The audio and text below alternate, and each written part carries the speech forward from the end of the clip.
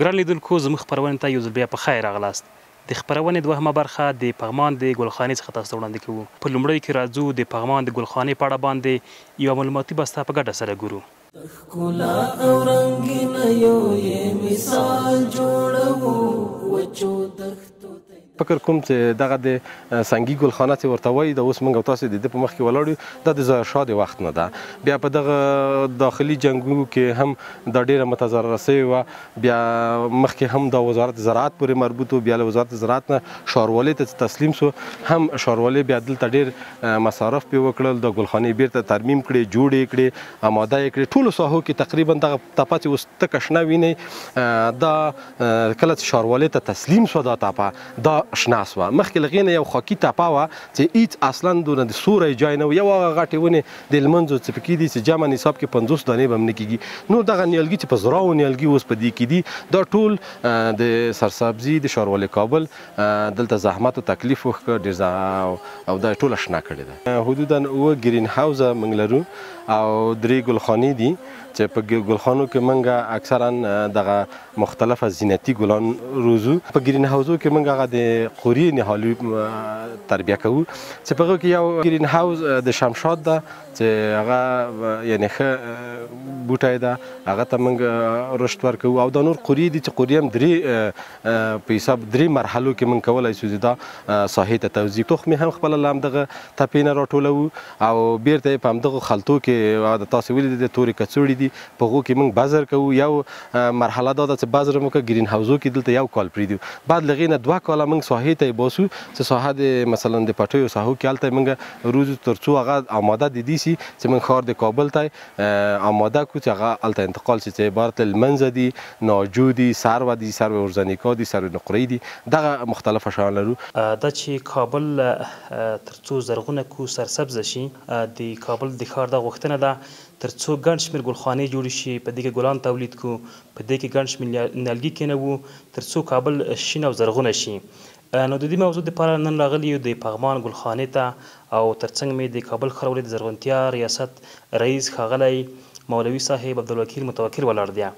له دوی څخه پوښتنه کوو چې د کابل په ښار کې څو ګلخانې موجودې دي.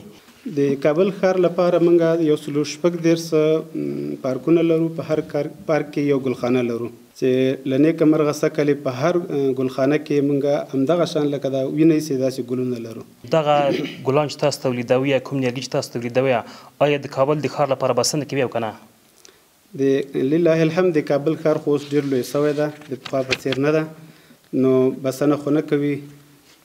کوشش کوو چې د کابل ته دومره تولیدات ورکړو د ګلانو چې بسنه وکړي ورته انشاءالله. دا چې اوس بسنه نه کوي د فعل حال لپاره تاسو په آینده کې د کابل ښار د زرغونتیا په خاطر باندې کوم ځانګړي پلانونه لرئ او که نه؟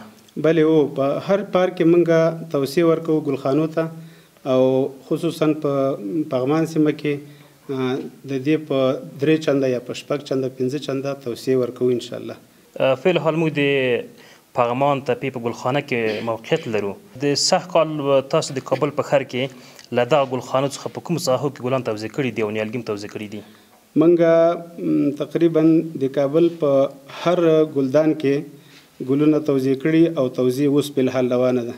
یو د هغې نه ښه مثال د کمپنۍ ګلدان ده چې اوس د پغمان د ګلخانو نه موږ هلته ګلونه انتقالوو او خصوصا مرسل ګلان هلته انتقالوو. او دغه ګلان چې دغه ځای کې موږ تاسو وینو په دغه نورو ګلخانو کې نیالګي و، ګلان و، دغه زموږ ستاسو خپل تولید دی؟ بلې او دا د ښاروالۍ کابل ریاست سرسبزۍ په خپلو تولیداتو باندې په خپلو مصارفو باندې دا تولید کړي دي او انشاءالله آینده هم دا کوشش کوو چې په کمو مصارفو باندې د کابل ښاریانو ته ډېر ګلان او نوي ګلان توزیع کړو. د راتلونکي لپاره څه ځانګړی پلان لري او که نه؟ بلې او په ټولو ګلخانو ته توسعه ورکول او همدغه رنګې پارکونو کې توسعه کول، همدغسې د ګلدانونو کې توسعه کول او نوي ګلان بغیر له دې نه چې دا مخکې توزیع سوي یا اوس توزیع کېږي. آینده کال ته انشاءالله داسې یو نوی پلان لرو چې نوي ګلان د بهر نه موږ راصادر کړو او پیدا یې کړو او هغه تکثیر کړو دلته. د ښار زرغونتیا او پاکي یوازې د ښاروالۍ کار نه دی، د ښاریانو څخه غوښتنه مو څه ده؟ ښاریانو نه غوښتنه دا ده چې را دې سرسبزۍ نه د ګلانو غواړي، بوټي دې ترې وغواړي، د خپلو کورونو مخې ته دې کېږي، د خپل مارکیټ او دکان مخې ته دې کېږي او ورسره دی د هغې حفظ و مراقبت وکړي، موږ ته د لاس راکړي، مدد دې راسره وکړي. یوازې سرسبزي ریاست یا ښاروالۍ کابل په خپلو کمو امکاناتو باندې نشي کولی چې د دې حفظ و مراقبت وکړي یا دونه لوی ښار ته توزیع د ونو بوټو ګلانو وکړي. ډېره مننه کوم رئیس صاحب چې موږ ته وخت راکړی او زموږ سره مصاحبه وکړه. سلامت اوسئ. تاسو نم ډېره مننه، تاسو لیدونکو نم ډېره مننه. السلام علیکم ورحمت الله. ګران لیدونکو له توجه مو نړۍ مننه. اوس هم لنډه دمه لرو، له دمې وروسته زموږ سره پاتې شئ.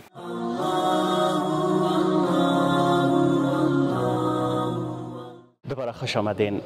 ریاست نشرات و آگاهی عامه شهرواری کابل در هر هفته به هدف ترویج فرهنگ شهرنشینی در سطح یک ناحیه این گونه مردم را جمع‌آوری می‌کنند و روی مسائل مختلف شهری با مردم بحث و تبادل نظر صورت می‌گیرد.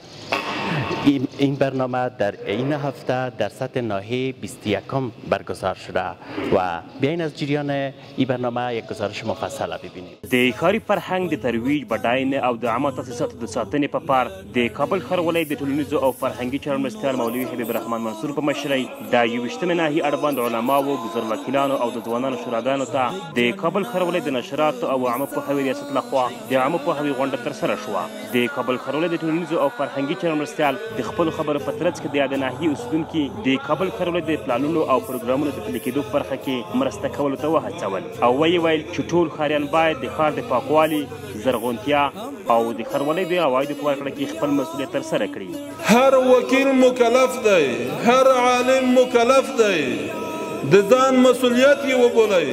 د امنیتي ځواکونو سره همکاري وکړئ، د غاصبینو په مخنیوي کې همکاري وکړئ، د تنظیم په باره پوره همکاري وکړئ، د نیالشانۍ او د هغو په حفظ و مراقبت کې کومک او د تعلیم په ترویج کې عصري او دینی تعلیم په ترویج کې ماشومانو تشویقول او د افغانانو مسلمانانو په کلتور او فرهنګ او رسم و رواج کې د دې په ترویج کې همکاري.